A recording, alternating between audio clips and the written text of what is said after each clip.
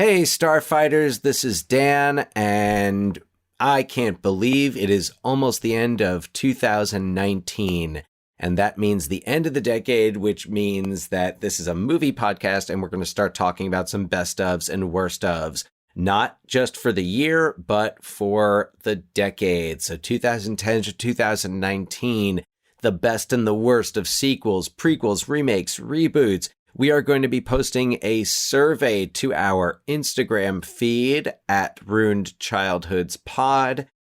And we invite you all to let us know which ones you saw, which ones you missed, which ones you liked, which ones you didn't, and which ones may have perhaps even ruined your childhoods.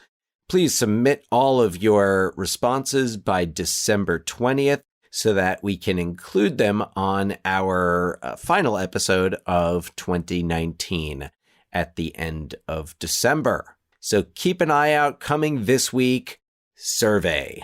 Good journey. Roger Ebert of the Chicago Sun-Times says this movie has a lot of laughs, its action sequences are thrilling, its surprises are startling, and it shows a real ingenuity in the ways by which it gets its star into and out of trouble.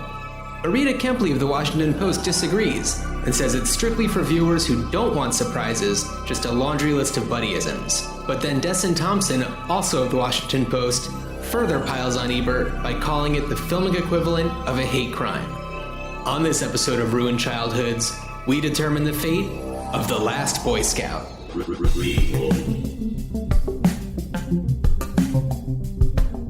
Sequel.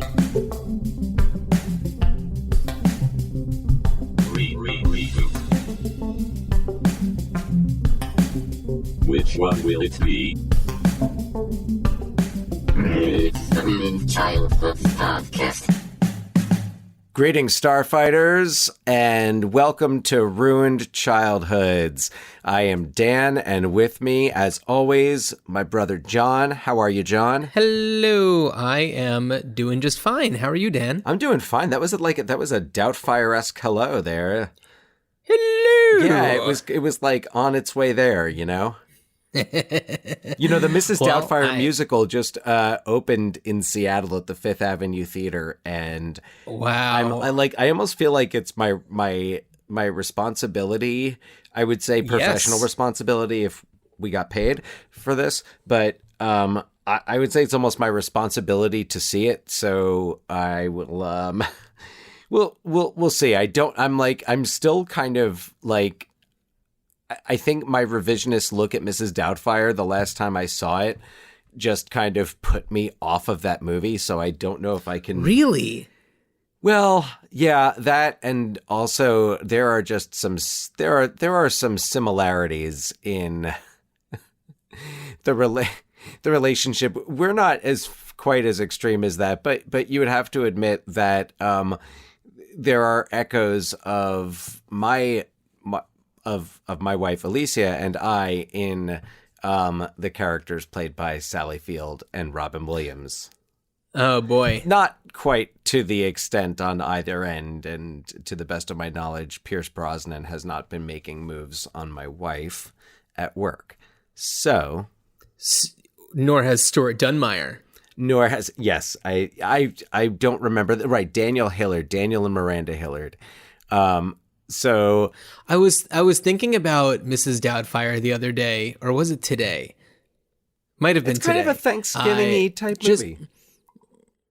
Well, I was thinking about it in terms of how at the end of Mrs. Doubtfire, she is hosting a children's television show. Rather, Daniel Hillard is doing it as Mrs. Doubtfire. And I was wondering, would they be exposing the fact that it is played by this guy named Daniel Hillard, or is it just like this is this person named Mrs. Doubtfire? Like in the credits for the show, is it like, and as Mrs. Doubtfire, it's Daniel Hillard? Well, I guess in that respect, then you think about the culture in 1993. You think, okay, I guess at that time, Dame Edna. I'm trying to think of like of performers, male performers who performed as women, or who performed in women's clothing but didn't necessarily, like that was a persona, which I think for Dame Edna, who's played by Barry Humphries, I think it was a persona. Likewise, Eddie Izzard earlier on in his stand-up career when he would wear women's clothing on stage, but I think it was more of just he liked to wear that. That was just what he wore. Yeah, that was just what he wore. So, but I don't know if you'd have like a children's television. Then again, this is San Francisco, like local television. So I'm thinking, we're pretty chill and well, I mean, but San Francisco is a pretty big market. It's not like it's some rinky-dink operation. Yeah, but I'm saying that Daniel Hillard could probably be, openly credited as playing Mrs. Doubtfire, much more so in San Francisco than, let's say, Mobile, Alabama, especially in 1993. This is true. So true that. Let's probably what Miranda should have done is close the door on Mrs. Doubtfire and well. Yeah, and I think that it's time that we go on from run-by fruitings to actual drive-by shootings and talk about The Last Boy Scout. Wow, nice rhyme. I mean, it's right there. The Last Boy Scout is our focus of this episode. It sure is. Another Shane Black penned film. This one, I think that both The Last Kiss Goodnight and The Last Boy Scout, The Long Kiss Goodnight. It's easy to get the two titles confused. I'm with you on that. And then when you throw in Kiss Kiss Bang Bang, it's just like the Long Kiss Kiss Bang Bang Boy Scout Good Night. I don't know. What badge do you get for that? You don't. You don't. So you get kicked out. Yeah, pretty much. You can't be a scout leader anymore. At this point in Shane Black's, well, I guess in the history of writing or selling scripts for movies, The Last Boy Scout broke the record for how much a script sold for. I think it was like 1.75 million. And then when he did Long Kiss Goodnight, I think that was then a new record. Not that he beat his own record because there were Joe Esterhaus. Joe Esterhaus apparently was pissed that, like, because I guess he had previously held the record, and then he was like, well, no, fuck that, I'm gonna make a new record. And then, like, Basic Instinct, he ended up getting paid like more than twice as much for that script. Yeah, which worked out. Well, made a lot of money. Yeah, I guess so. Made more than Last Boy Scout. Right. Last Boy Scout, to my knowledge, wasn't considered a huge success. No. Yeah. It sure as hell is a lot of fun. It actually picked up its following on home video, though I remember seeing it in the theater at the New Park. Do tell. At the New Park Cinema in Roselle Park, New Jersey. I remember seeing it, I think, like opening weekend. I mean, man, I look at the movies that were coming out then. This was December 1991. And I just remembered seeing so many movies at that theater in that month, because it was like that came out, like Star Trek VI, The Undiscovered Country came out around that time, which I saw in that theater. And that's an awesome movie. Hook Hook came out around that same time, and I remember we saw it in that theater. So, but I remember The Last Boy Scout, and I feel like I remember it being pretty crowded, though those weren't exactly like giant, cinemas. So the cinema. Yeah, the cinema. I remember seeing The Last Boy Scout. They would not let me smoke my cigarettes during the film. I don't know. Okay, so it's becoming like The Count now. But no, I remember seeing The Last Boy Scout, and I remember it was like, it had a lot of hype, and it wasn't Damon Wayans' first movie. Obviously, we know that because we've talked about his first movie, Beverly Hills Cop. Beverly Hills Cop, yep. But this was, I guess, and then this was Damon Wayans. This is earlier. It's like right around In Living Color. Like In Living Color is in like maybe season 2 or 3 at this point. And Damon Wayans is kind of the breakout star from In Living Color. And I mean, he's been in movies before. Earth Girls Are Easy alongside Jim Carrey and Jeff Goldblum. And Gina Davis. That's right. Yeah, and, what a cast. Yeah, Michael McKean, Julie Brown. Anyway, we don't need to get off on that tangent. But Last Boy Scout being Damon Wayans, and so there was a lot of hype around that. And then there was also a lot of hype around that Bruce Willis was coming off of Hudson Hawk, which was a monumental failure. Notorious. But it might be one of my favorite movies to reference. It's so much I haven't seen Hudson Hawk in ages. And I don't know, maybe one day we'll talk about it here, maybe we won't. But there are so many things I remember, like the bad guy henchmen who were like named after candy bars, like Richard E. Grant and Sandra Bernhardt being like totally over the top. I remember Andy McDowell making dolphin noises, and I remember Danny Aiello and Bruce Willis singing "Swinging on a Star." As they were like... Swinging on a Star. Yeah. Would you like to swing on a star? Fans of the old syndicated TV show Out of This World would remember that as the opening credits. Shout out to Out of This World. Yeah. And pour one out for Out of This World. I mean, I guess so. I don't know. If anyone can unearth any episodes of that anywhere online... And not that I've ever looked, right? So it could be very easy. Anyway, so Last Boy Scout comes out in December of 1991 and does not do very well at the box office. Right. And I mean, it's a lot of fun. I guess you have to look at it in context of like other movies, other like Bruce Willis movies, where, you know, it's a very John McClane character. It definitely has its similarities. So it's probably people hoping for the same attitude, you know, the smarmy kind of like smart talking. Well, he's the analog guy in a digital world. That's right. Kind of the Bruce Willis archetype.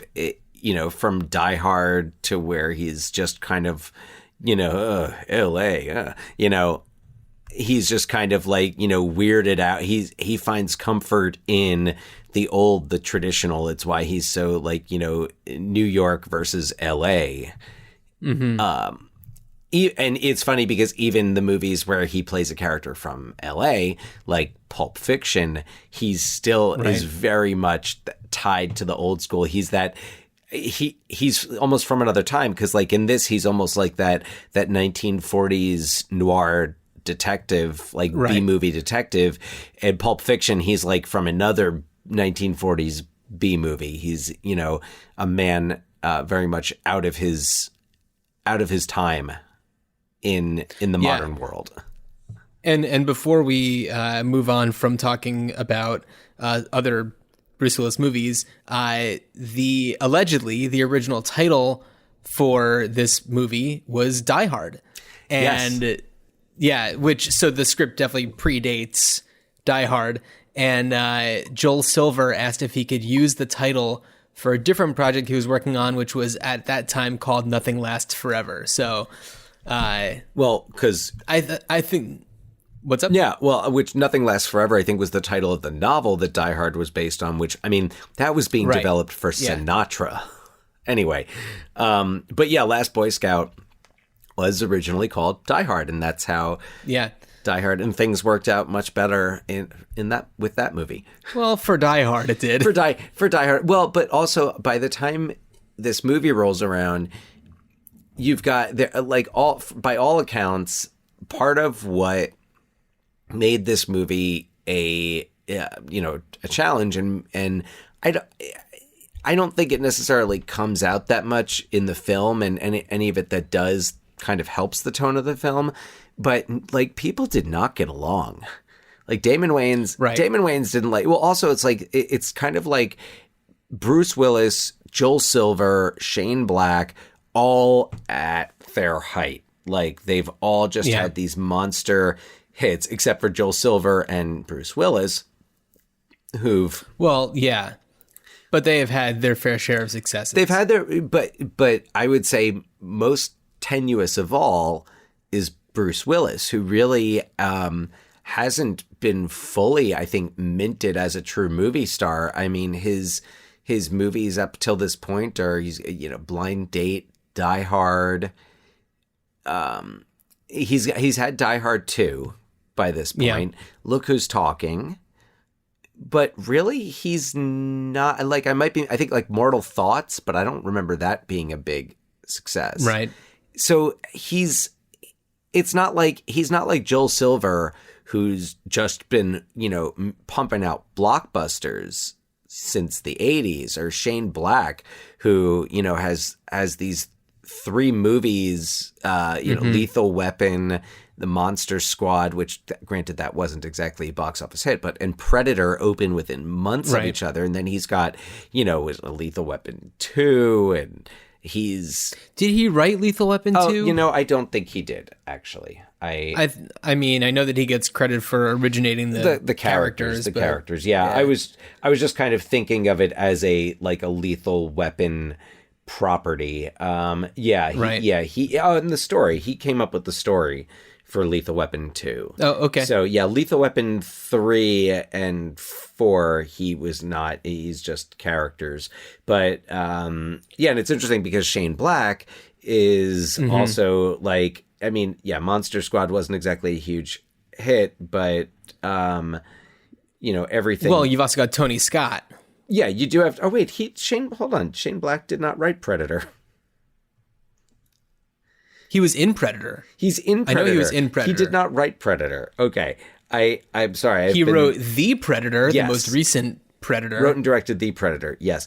But, so anyway, so Shane Black has, so you can tell he didn't write the original Predator because there's no scenes that take place during Christmastime. Yeah, that's true. Although, to be fair, neither did The Last Boy Scout.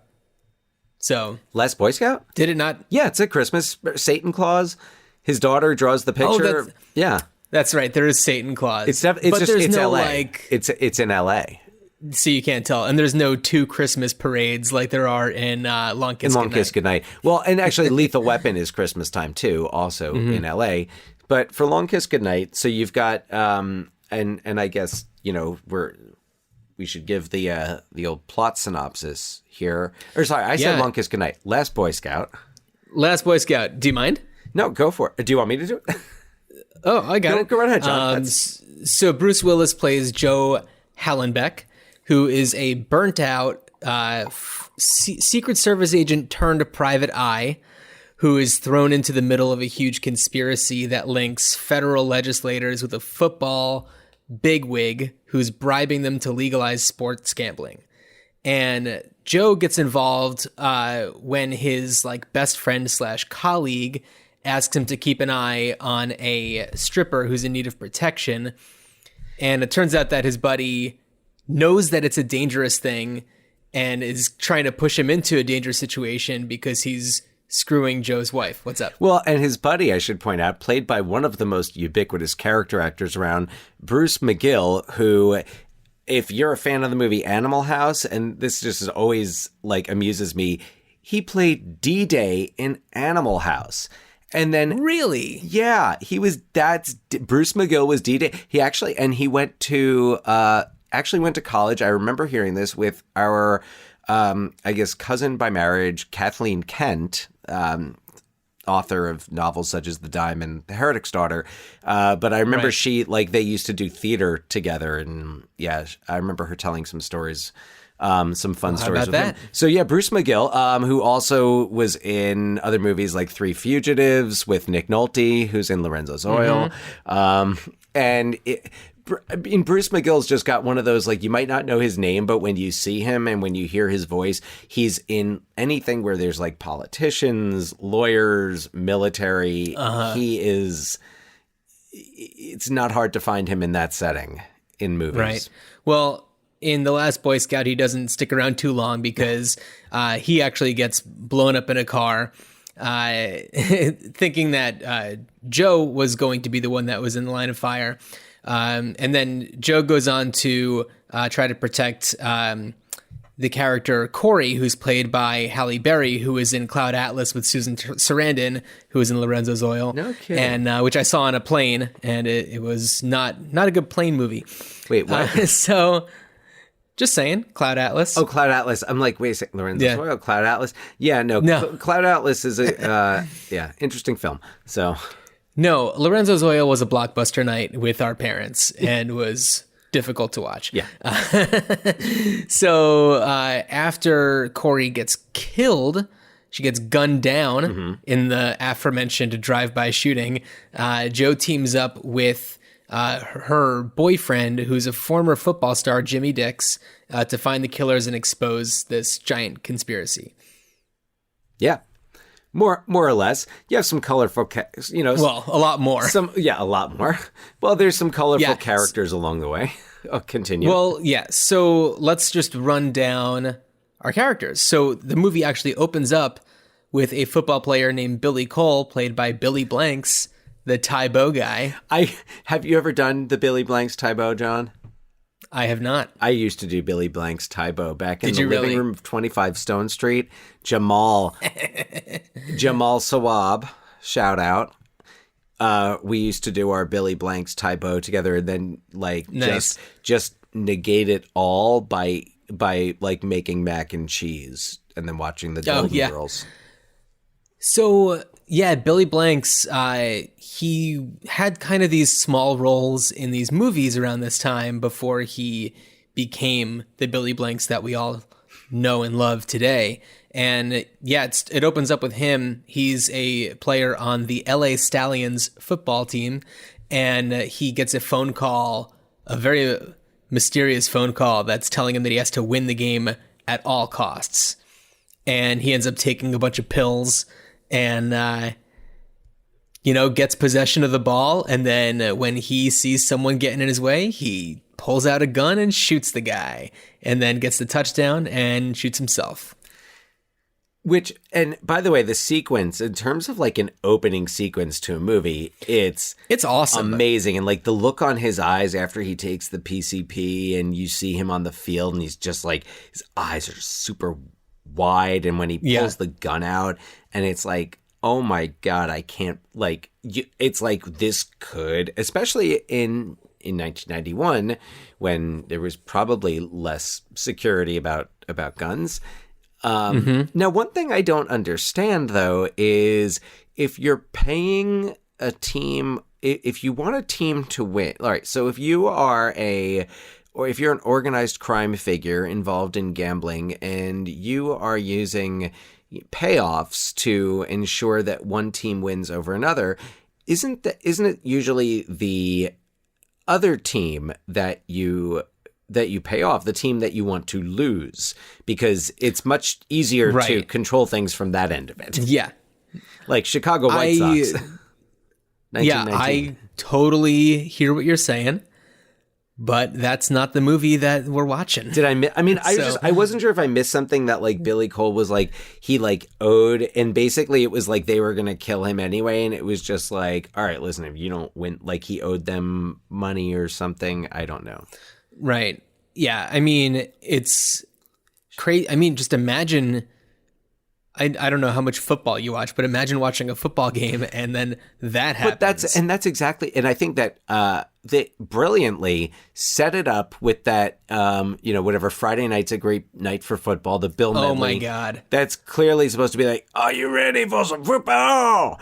Like, it's supposed to have that same sound. It's set to set you up like, oh, I'm watching, whatever. I'm watching Monday Night Football. Yeah, it's awesome. Or Friday Night Football. And so they set you up in that way where it's like, yeah, you're watching a football game. And I mean, yeah, you don't have to watch a lot of football, I think, to imagine what it would be like if you were watching a game and someone pulled out I mean, it's especially scary to talk about nowadays, right? But but to think of somebody, a player on the field, taking out a gun and shooting his way to a touchdown, I mean, like they show all the cops and everybody, all the players standing around just like they don't know what to do. And I like that makes sense. I mean, it makes you forget anything that where you're like, well, why are they talking to him? You know, it just, it really is an attention getting. If that doesn't get your attention, then just turn it off. If you've sat in the room or you've sat in a theater and you've seen that scene and you're not like, oh, all right, I got it. What's going on in this flick? Just don't. Yeah. Spend your time doing something else. No, it's totally crazy and a really cool way to start a movie. I mean, problematic as it may be in terms of sports betting, usually involving paying off a player to, lose. Yeah. Then whatever. So just moving through the cast, we also have, so we mentioned Bruce Willis as Joe. Damon Wayans plays Jimmy Dix, the former football player who used to be on the Stallions. He, I believe, got busted in with drugs and gambling. I think that's why he got kicked off. He got busted for gambling, and then I think was into drugs. He was into drugs. He's into drugs when we meet him. Right. Yeah. Yeah, and he's hanging out with people who are on the team. Like, there's that one asshole football player. I forget his name, but Jimmy gloriously throws a football directly into his face. It's so good. He's holding a woman's head underwater in a hot tub. Oh, yeah. Oh, that was terrible. Yeah. That was terrible. And it's like, it would be terrible, and you'd think like, oh, I can't watch. The only thing that makes it bearable to watch is knowing that the guy's nose is just going to get crushed by that football. Yeah. And it's a really great way to introduce Jimmy because you immediately know he's problematic, but he's a good guy. Yeah. He has a moral everything center. You need to know about him. Yes. Yeah. And that plus he's just got that one line like, don't forget, best arm in the league. Yeah. And that pays off later. So then we have Chelsea Field, who plays Sarah, Joe Hallenbeck's wife, who was Tila in Masters of the Universe. That she was. I was like, oh man, where do I know her from? And I was like, do I know her from her small role in I'll Do Anything with Nick Nolte? No, you might be thinking of how Bruce Willis was in Breakfast at Champions with Nick Nolte. Oh, so that's what I'm thinking of. Yeah. Okay, no, actually totally forgot about that one. No, she's in Masters of the Universe, and yeah, you see her, and she has this very strong jaw and these eyes where you're just like, I know her from somewhere so well, and then as soon as you realize it, you're just like, or at least us, it's like, yes, she's Tila. Yes. I was kind of ashamed for not knowing that already. Like, this was the first time I realized that. So then we have, I didn't write down the name of the actress, but the person who plays, or the name of the character who is Joe and Sarah's daughter is Darian. She's the one who draws Satan Claus. Danielle Harris, yeah. There you go. And Halle Berry is Corey. And then you cannot go through this cast without talking about the wonderful, amazing, late, unfortunately, great Taylor Negron as Milo. Taylor Negron. I saw him do improv comedy once at a show in LA. Like, I think this was in 98. This was before you lived there, and I was out just kind of visiting family / trying to get noticed. Kind of doing my own thing. In 98, yeah. No, that was when I had my lunch with Cousin Kenny and Owen Roisman, cinematographer of The Exorcist and The French Connection, et cetera, and which was fascinating. But what did he have for lunch? Yeah, so what does Owen Roisman eat? Royce and beans. I don't know. No, oh, God. I don't. I'm sorry. I had no other. I actually tried to remember for a moment, and I'm like, that's 21. That's almost 22 years ago. But Taylor Negron, so great. He's incredible. You know, he shows up a lot in movies as kind of like a douchebag.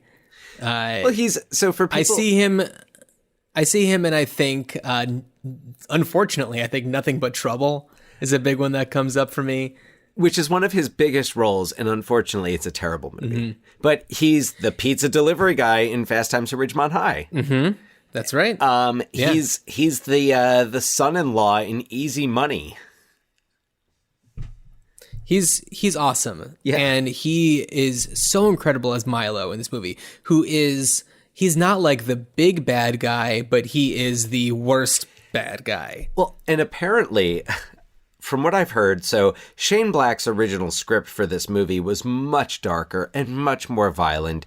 A lot about I feel like that's usually the case with his movies. Yeah, and a lot of his script got changed by Joel Silver and Bruce Willis. Well, I think that I read somewhere that he wrote this movie after going through like a huge breakup. And he was like in a really, really, really bad place where he was like not speaking to anybody for like days on end. And then what got him out of it was writing this movie. Mm-hmm. So I'm sure that the original script was like real dark. Well, apparently in the original script, Milo like also directs snuff films in which he like like drugs girls and young girls too. So like really like I'm glad they left that out. Like we get enough of a hint that Milo's kind of a sick guy. Evil. Yeah. Yeah. And he calls Absolutely. everyone by first name. That's great. What a great character trait.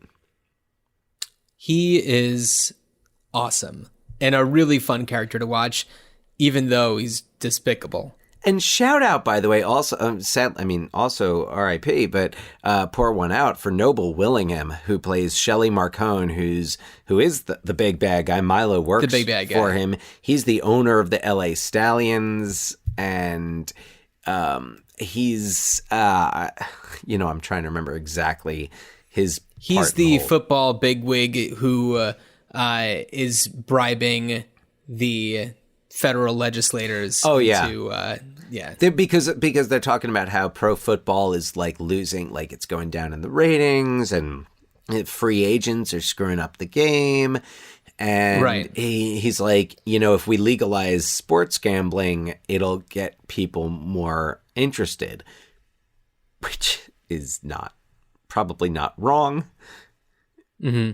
So what this movie really is at its core is a pseudo buddy cop movie. They're not cops, but this is definitely a big Shane Black theme where it's, matching two unlikely people up who click and get the job done. Of course, things get off to a rocky start, but as once things start to click, they really work well together. And between Jimmy and Joe, they just really they save the day, and they do it really, really well. And we've got a couple of other kind of Shane Black tropes here, because you have one older, one younger, one who's more old school, one more new school. You have a damaged father-child relationship. Shane Black, I don't know if he writes the scripts this way, and probably not, because I know that the role of Jimmy Dix wasn't written specifically to be played by Damon Wayans or an African-American actor. But we frequently see in Shane Black movies that, that pairing of Danny Glover and Mel Gibson, Samuel L. Jackson, Gina Davis, a black and white pair.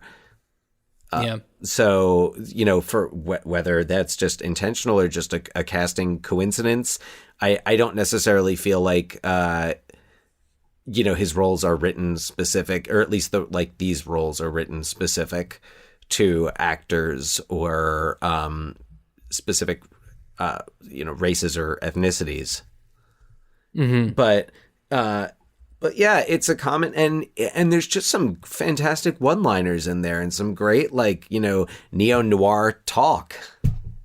Right. Well, I mean, another Shane Black trope is a kind of broken private eye.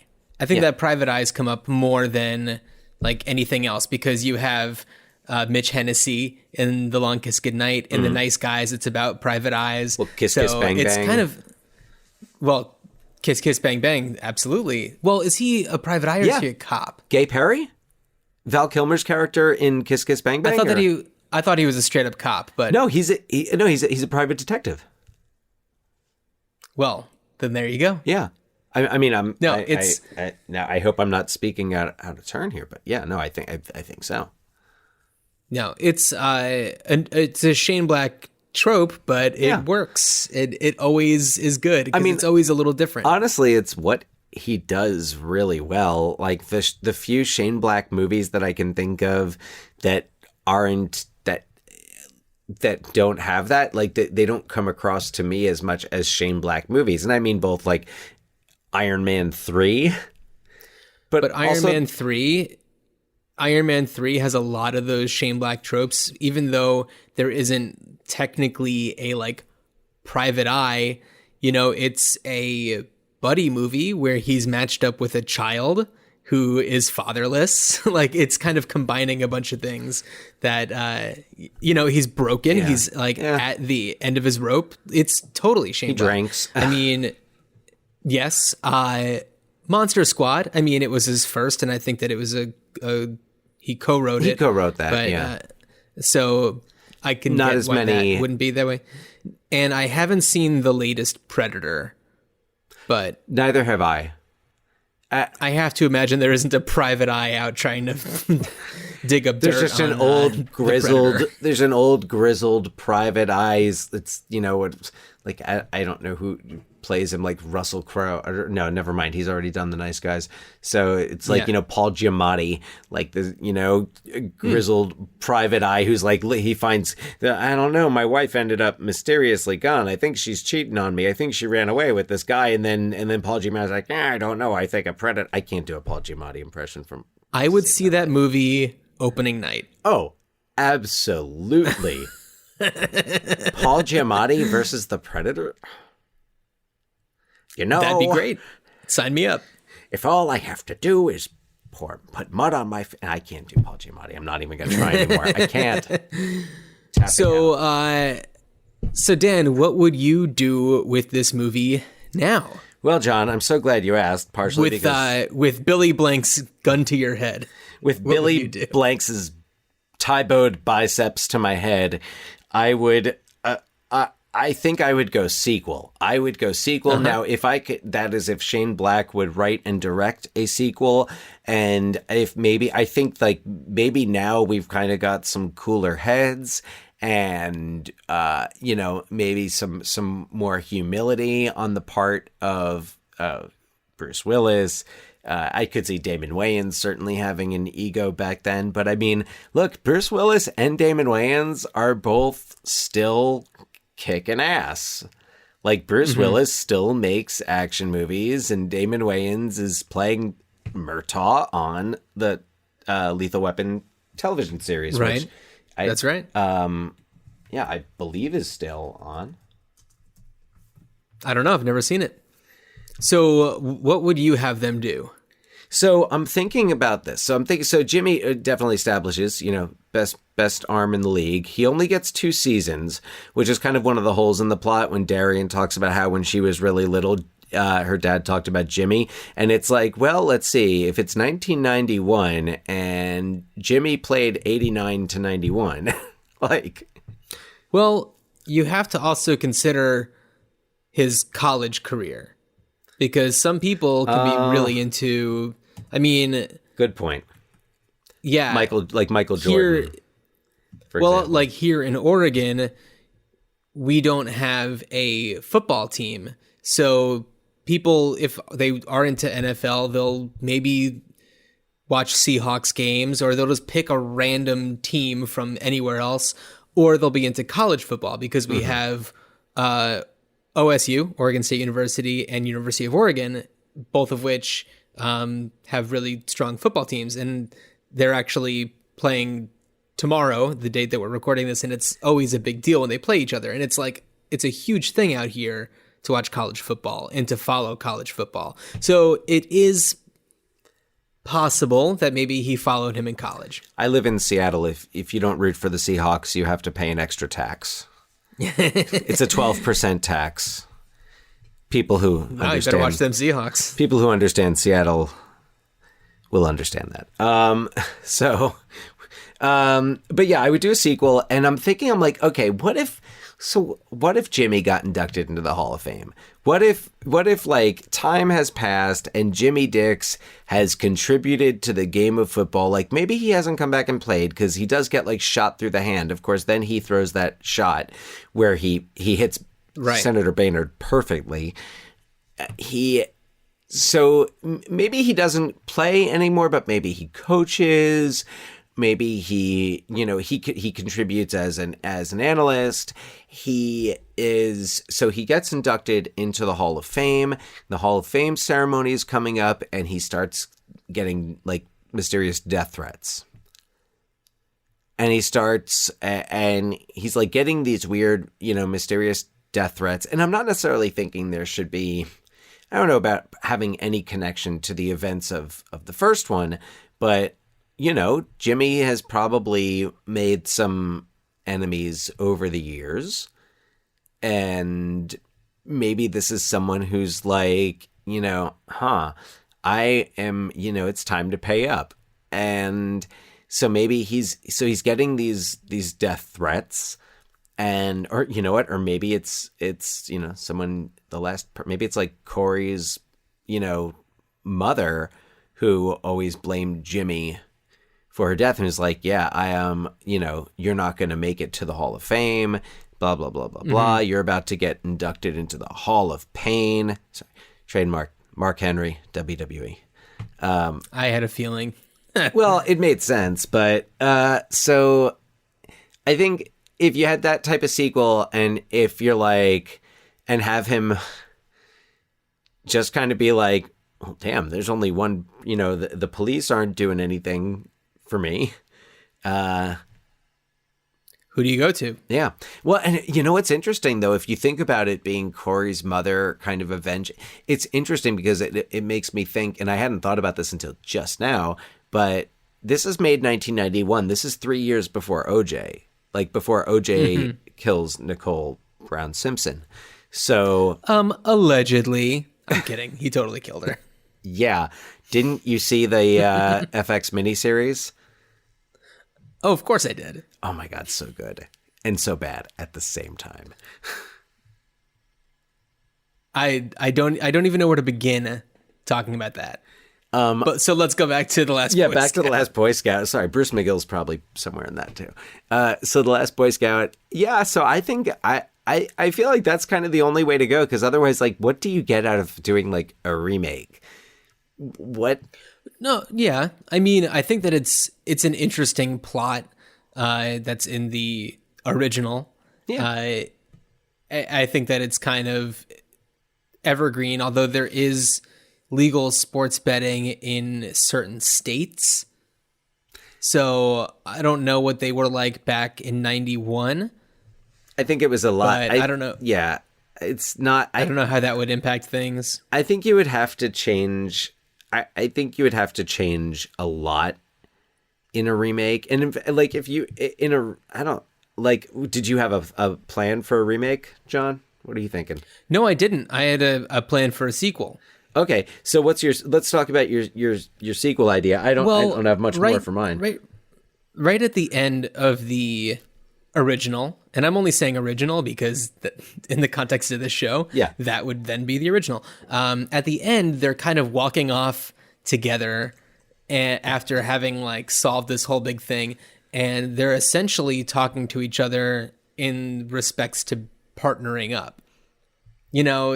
Joe is, he's let Jimmy in and he's goofing around with him, kind of telling him some, I don't know, insider private eye stuff, essentially. Yeah, he tells him you have to make a wisecrack whenever you hit a guy. Yes, exactly. So it's 30 years later, and we come to find out that they actually did have a private eye partnership, but it went belly up once like internet sleuthing became a thing. So Joe ended up going super legit and owns a private security firm with his daughter because she clearly has the gene, The temperament of, and the temperament, of course, as most Bruce Willis characters' daughters do. She does the do King that. of Live Free or Die Hard. Yeah. She does pull that clever move, putting the gun in the puppet, which reminded me, by the way, of Gina Davis shooting Sam Jackson's gun through his pocket. Mm-hmm. So another thing Shane Black does really well is he does a lot of like foreshadowing and setting stuff up. Yeah. And Shane Black is the master. Yeah. So, and then I would actually have Jimmy coaching college football, bringing things around to what we were just talking about. Okay. And they're brought back together when one of Jimmy's players blows the whistle on one of his teammates, or actually maybe all of his teammates, who are involved in a sexual assault bribery scheme. So you're bringing in whistleblowers, and Yeah. man, you've got your finger on the pulse, man. But the thing is, he can't go to the cops because they are working towards covering it up, because if something happens to this college football team, then, maybe they've got a lot riding on this college football team. So he goes to Joe and they team up to crack this thing wide open. And I feel like by doing this, I mean, well, certainly, the male egos will have to be tamed a little bit. There will have to be some watchdogs on this, but having a storyline that centers around, female empowerment could, it can't reverse the misogyny of the original, because it is criticized as being quite a misogynist movie, but it does acknowledge that like, okay, like, we're not cool with this stuff even like in the movies anymore. And like it reflects the change in the times, which then I think also puts the original in perspective and makes you think like, okay, like, it's like, yes, we look at this now and we cringe. When we looked at it then, we didn't. Should we have? Yes, of course. Well, I mean, I don't know exactly when it was written, but one of the reviews that are mentioned in the introduction for this episode that we're recording right now is from Desson Thompson of the Washington Post, who says that it's the filmic equivalent of a hate crime. Mm-hmm. So it's that.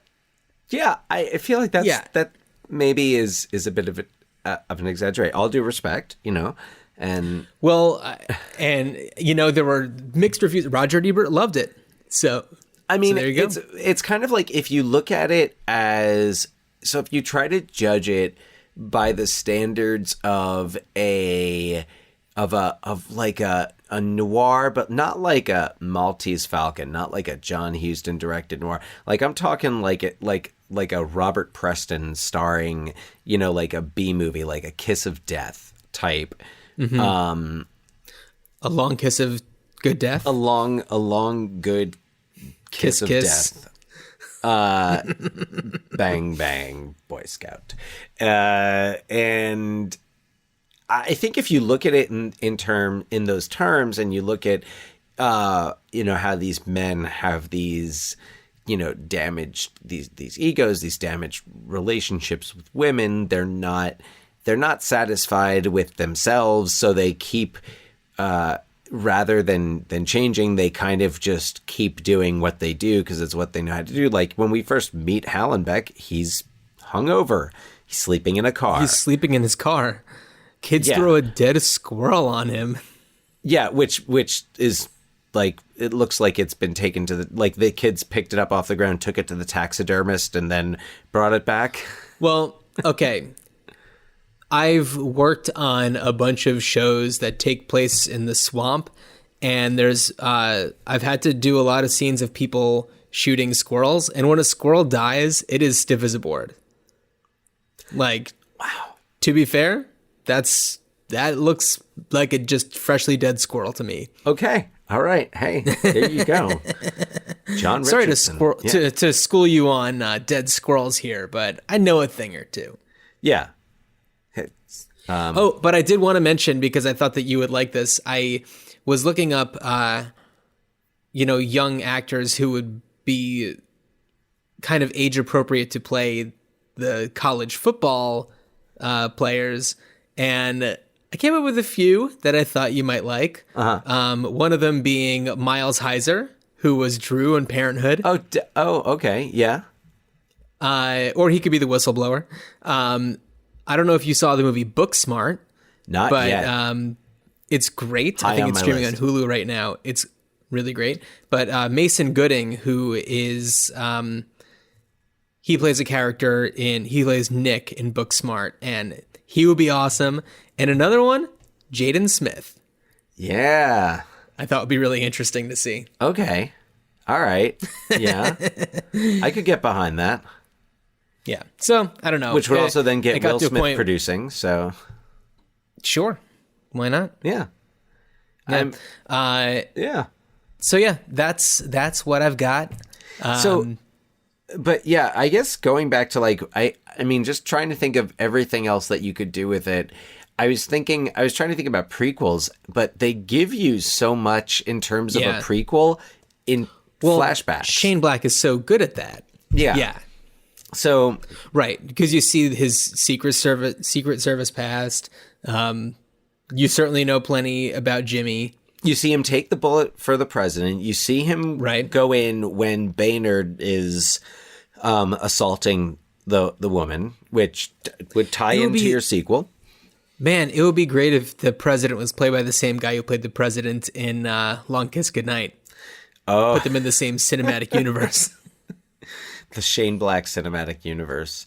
Yeah. Yeah. That would be tremendous. Yeah. But yeah, I guess if you were gonna remake it, I mean, could you potentially, if you were gonna remake it, would you potentially even move it out of the football world? Potentially even switch it up, maybe women's soccer, because the U.S. women's soccer team is amazing and has had so much hype. Why wouldn't maybe you'd have instead of Jimmy Dick's former LA Stallion, you've got whatever Brandy Lloyd or whoever you take the star women's soccer. Oh, it was Megan Rapinoe. That's what I was sorry. Right. So I was trying to think of. But kind of you have someone like that and say okay, well, what if they get, they lose their job because maybe they're making a big stink about uneven pay. Right. Because that's real. Ooh, that'd be interesting. And so they, she loses her job, kind of hits rock bottom. And remember also with Jimmy Dix, there's the backstory about his pregnant. And this is another Shane Blackism, because it reminded me of in Lethal Weapon.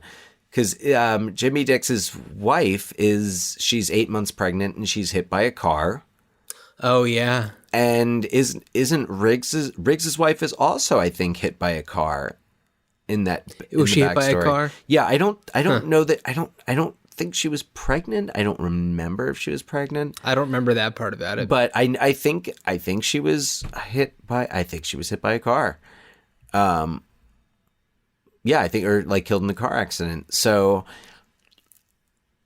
but yeah, if you were to do the remake, you'd have your soccer star hit bottom and and have her somehow get connected with this detective who, it's the male, female, whatever, who would I don't know, who would, if you were going to remake it and if you were going to recast just the Bruce Willis role and say you want to keep that, they're kind of, they're older, stuck in their ways and kind of put off by things that are, new or trendy. I mean, I feel like somebody like Ryan Reynolds could be good. I mean, What about Robert Downey Jr.? Robert Downey Jr. of course. I mean, would a be good. Shane Black I think that, collaborator. right? But you think of Bruce Willis as being older, but I mean, how old was he when this was made? 5 years He older wasn't that than old. 5 years older than Damon Wayans' character, but or 5 years older than Damon Wayans was. But it's more of the attitude. It's more it's kind of more of that like I'm old school and I'm going to stay that way attitude. I mean, maybe like Hugh Jackman. Hugh Jackman. That would be interesting for Hugh Jackman. I would Mark love to Ruffalo. Yeah, no, I like the Hugh Jackman idea because I do. I like Hugh Jackman. I just I don't necessarily love a whole lot of Hugh Jackman movies. Yeah. Where he's not playing Wolverine. I don't know. There's so many awesome people out there. The thing is, like, I can think of a lot of people, but I don't know if I'd put them in an action movie. Yeah. Like, I don't know if I would want to see Michael Sheen, for example, in this type of action movie. What about Michael Shannon? Ooh, Michael Shannon. Oh, yeah. What about Oscar Isaac? Do you think Oscar Isaac could be too young? I don't think so. We've already established he can do anything. Yeah, so we know Oscar Isaac can do anything, and put a few poofs of baby powder in that hair. He'll look just Michael right. Shannon. Actually, Michael Shannon would be really interesting in that role. I'd love that. I'm really excited to see Knives Out. I'm going tomorrow night. I'm really excited. So by the time you are hearing this, dear listeners, I will have seen Knives Out. So I'm Oh, nice. I've been looking forward to this film for a long time because it just looks entertaining. Uh-huh. And no, it just looks like so much fun. Yeah. I can't wait. Yeah. What more could you want? So John, any final thoughts on the Last Boy Scout? It's awesome, and it's currently streaming on Netflix, so watch it. And Hulu.